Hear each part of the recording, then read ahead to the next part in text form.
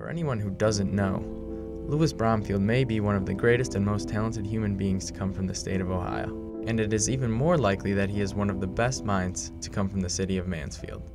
How can a man who has accomplished so much be remembered so little? How can a man who has written best-selling novels and screenplays, was an advocate for agrarian reform, and was well known in many Hollywood circles be forgotten?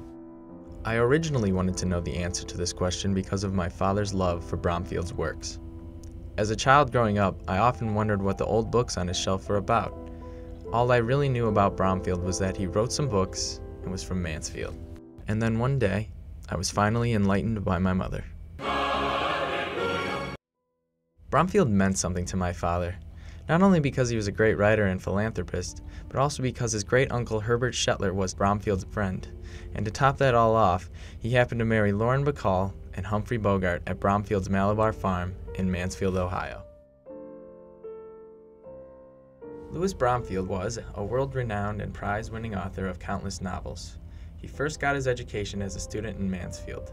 He also worked on his grandparents' farm and for the local newspaper, the Mansfield Shield and Banner.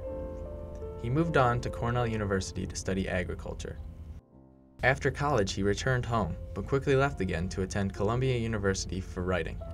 He then joined the army and went to France, where he became an expatriate and fought with the French army during World War I. In 1921, he returned home and married Mary Appleton Wood. Unfortunately, because of his budding literary career, they could not take a honeymoon. Unfortunately, he was so busy, they didn't take a honeymoon at that point. So they went over to take this late honeymoon, and they loved France so much, they actually just ended up staying over there and stayed for the next 14 years. During this time, Bromfield created his most important works. These included The Green Bay Tree, Possession, The Farm, and his Pulitzer Prize-winning novel, Early Autumn. Around this time, Bromfield had decided he wanted to get back to his hometown of Mansfield and live off of the land.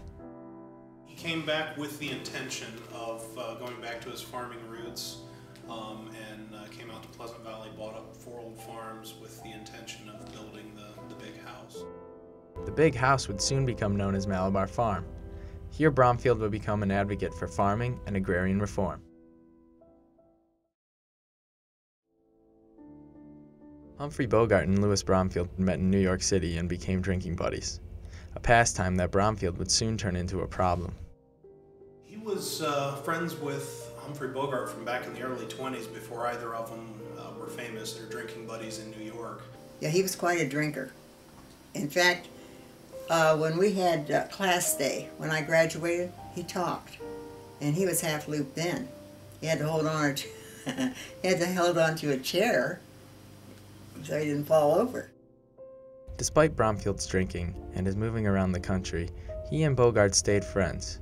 While working for MGM as a screenwriter, he became well known in many Hollywood circles. More of his connections really blossomed once he knew George Hawkins.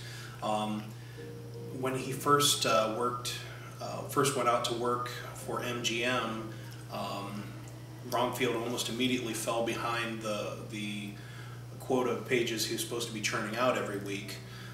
So Sam Goldwyn sent one of his staff writers to do his typing for him, and that was George Hawkins, and they hit it off so well that later on Bromfield hired George away from MGM to be his personal full-time secretary and business manager.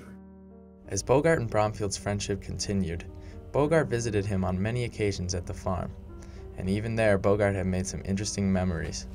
Bogart had been here several times. In fact, he had one of his famous fights with his third wife, Mayo, here in the living room. Yeah, there's a beautiful cut crystal lamp you see on one of the tables in the living room. There used to be 2 of those before really? Mayo threw one at Humphrey Bogart. Finally, on May 21st, 1945, Humphrey Bogart and his 4th wife, Lauren Bacall, were wed at Malabar Farm. He was very distinguished looking. Herbert Shetler was the municipal judge for Mansfield and its surrounding suburbs in the mid-1940s. He was also an acquaintance of Bromfield's, and because of this, he was chosen to wed Humphrey Bogart and Lauren Bacall. The ceremony was supposed to be short but elegant. It was also supposed to take place outside with the beautiful landscapes surrounding the farm as their backdrop. To do so, they needed to keep their marriage an absolute secret until after the wedding. With my great-great-uncle as the judge and Bromfield as Bogart's best man, the wedding was set to go off without a hitch. Until the wedding day, when photographers and journalists showed up at the farm, followed shortly by a large group of people from the surrounding town of Lucas. The movie studio, although they were, agreeing to keep quiet about it, they at least wanted some publicity, so they made sure and snuck a little bit of information to a couple favorite reporters and photographers. On the actual day of the ceremony, a crowd of people started forming out in front of the house.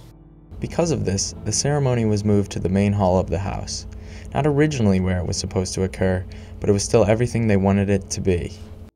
Afterwards, they went out and mingled around with the crowd outside and talked with some of them, and found out that they were all friends or friends of the telephone operator. As it turns out, the wedding was still a good time, and all had fared well. As a gift, my Uncle Herbert was given a set of golf clubs from Bogart and Bacall. In addition to this memento of the occasion, he was left with the title of being the man who married the two stars, something that would annoy him later on in life. I do know at one time he said, "I hope I will be remembered for something besides marrying Humphrey Bogart and Laura Bacall."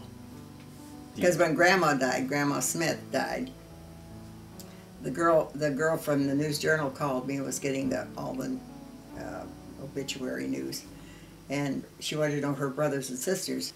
Anyhow, she said, "Oh, is he the one that married Laura Bacall and Humphrey Bogart?" I said something to him, and he said, "Well, I hope I'm remembered by something other than that." Although it was an annoyance to Herbert, it was interesting to everyone else. I was a Navy nurse, and I had found his picture in the photoplay, which is a forerunner of People magazine, and they had some pictures of him with Lauren Bacall and Humphrey Bogart, and I was so excited because that was my uncle and he was in that picture, and I had him hung up in my room in my barracks. Uncle Herbert remains a celebrity within our family to this day. Bromfield's fame, however, has begun to fade. Near the end of his life, Bromfield turned towards the land that inspired him. He began to make changes in his farming technique. These changes are still used today, especially his research on soil conservation. Bromfield had a different view of what the American nation was supposed to be. He thought that the visions that Thomas Jefferson had when this country was formed were now skewed and in need of reform. He saw two major problems with the American homeland. One was the industrialization of America's economy. Bromfield felt that profits had become the driving purpose for both the agricultural and the industrial economies. Bromfield feared that the pollutants in the air and the chemicals dumped into our waters were taking their toll on farmlands across the country. Bromfield was once quoted as saying, "These are the evils which industry and great cities have brought us." The other problem that Bromfield had with the current state of the nation was the overproduction of goods available. He felt that the nation was creating more than anyone would need, and this led to waste. Because of this, as Bromfield felt, farms were forced to produce their crops more quickly, and this led to the degradation of topsoil across the country. Bromfield was once quoted as saying, "Our nation's biggest export is its soil." By saying this, he meant that farmers needed to conserve their topsoil, the soil found on the very top layer of the earth, which holds most of the soil's nutrients. This led to Bromfield's biggest agricultural breakthrough, his idea for grass farming. Grass farming is a technique in which grass is planted along with the crops in order to sustain the topsoil. Also known as conservational farming, this farming technique resulted in large amounts of forage and pasture for livestock, renewed soil, improved drainage, and controlled erosion due to runoff.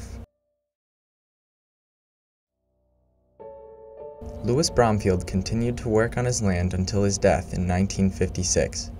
Today, Malabar still stands as a state park. It is operated with the same philosophies in mind that drove Bromfield to the land in the first place. It remains as a working farm with the fields being used to grow corn, wheat, oats, and hay. Bromfield once said, "Our house is a big house, well built, to be used not only by ourselves, but by friends and neighbors, as well as by generations after we are dead." Bromfield's dream was to have Americans care about the earth as much as he did. This sentiment is echoed in his literature and throughout Malabar Farm. I will always have a tie to the farm, and I hope Bromfield's voice is still heard by future generations.